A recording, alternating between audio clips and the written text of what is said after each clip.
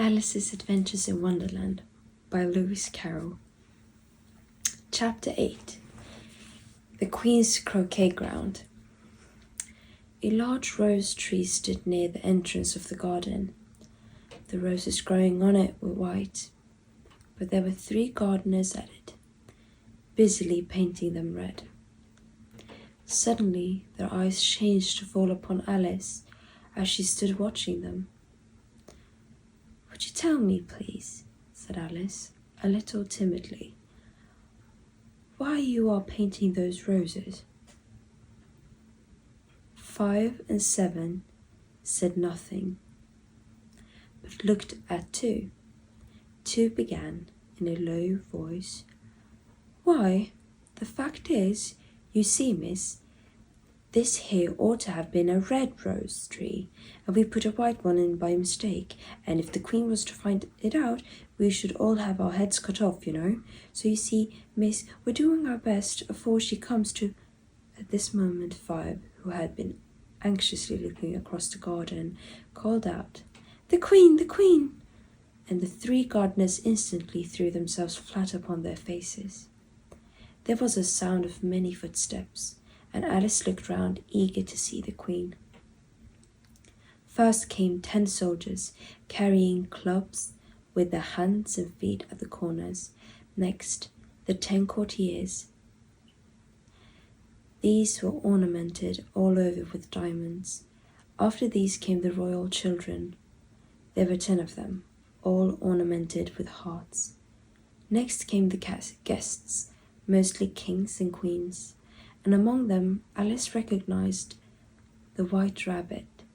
Then followed the Knave of Hearts, carrying the king's crown on a crimson velvet cushion.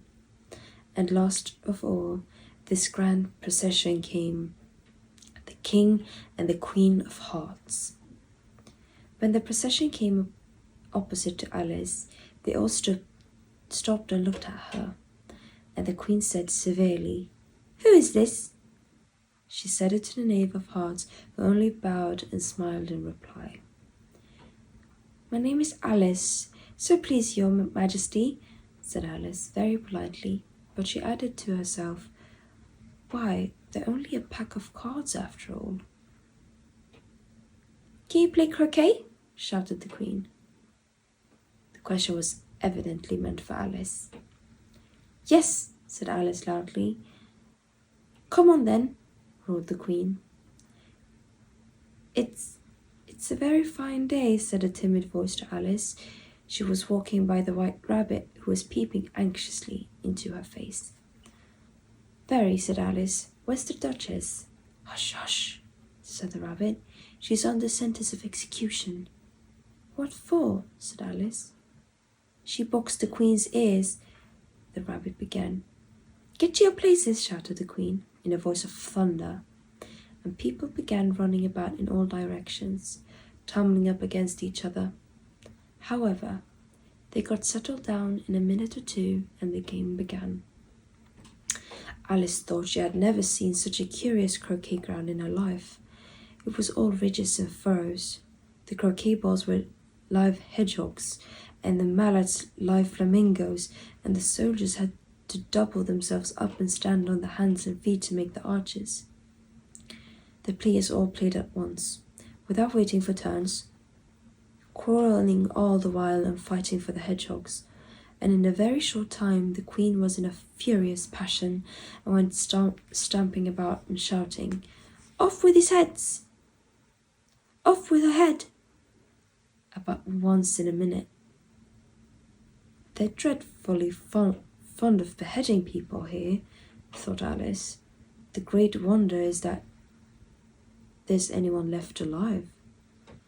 She was looking about for some way of escape, when she noticed a curious appearance in the air. "It's the Cheshire Cat," she said to herself. "Now I shall have somebody to talk to." "How are you getting on?" said the cat. "I don't think they play at all fairly," Alice said in a rather complaining tone, "and they all quarrel so dreadfully. One can't hear oneself speak, and they don't seem to have any rules in particular." "How do you like the Queen?" said the cat in a low voice. "Not at all," said Alice. Alice thought she might as well go back and see how the game was going on, so she went off in search of a hedgehog. The hedgehog was engaged in a fight with another hedgehog, which seemed to Alice an excellent opportunity for croquet one of them with the other. The only difficulty was that her flamingo was gone across to the other side of the garden, where Alice could see it trying, in a helpless sort of way, to fly up into a tree. She caught the flamingo and tucked it away under her arm, and it might not escape again.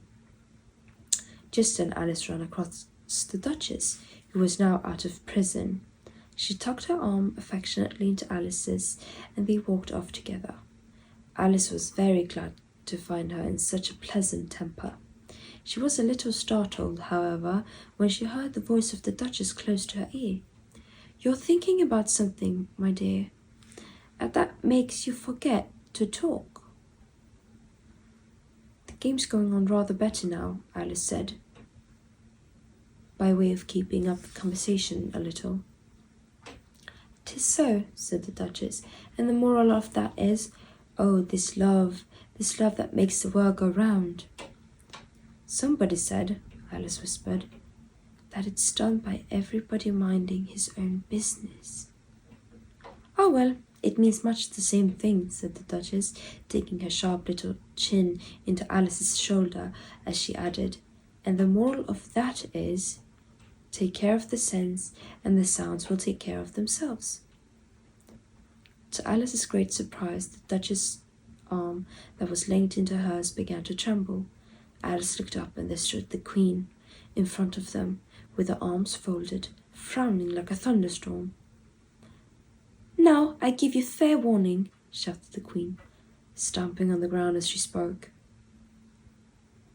"Either you or your head must be off, and that in about half no time. Take your choice." The Duchess took her choice and was gone in a moment. "Let's go on with the game," the Queen said to Alice, and Alice was too much frightened to say a word, but slowly followed her back to the croquet ground.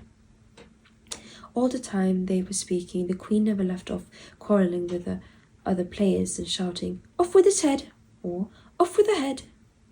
By the end of half an hour or so, all the players except the King, the Queen, and Alice were in custody of the soldiers and under sentence of execution. Then the Queen left off, quite out of breath, and walked away with Alice. Alice heard the King say in a low voice to the company general, "You are all pardoned."